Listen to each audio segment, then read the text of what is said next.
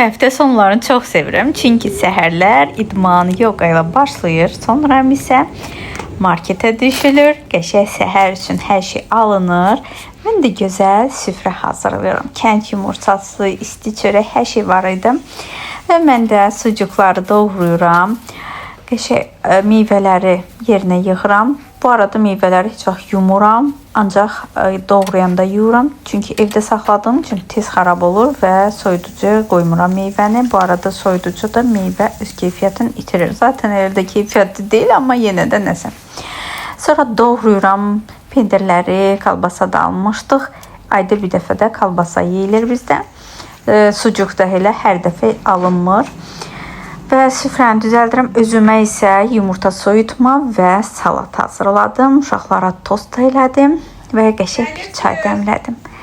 Sonra isə hamı yedi, içdi, dağılışdı. Mən də başladım yığışdırmağa və qərar verdik kofe içək. Amma eyni zamanda meyvə də yeyək. Çünki meyvəni səhər saatlarında yemək məsləhətdir. Və meyvələri də doğrayıram, kofeni də hazırlayıram. Kofemizi də içib meyvəmizi yeyirik və işlərimizin dalınca gedirik. Bir şey sizə deyim ki, əgər bu həyatda xoşbəxt və rahat olmaq istəyirsənsə, bunu özün yaratmalısan, başqasından gözləmə.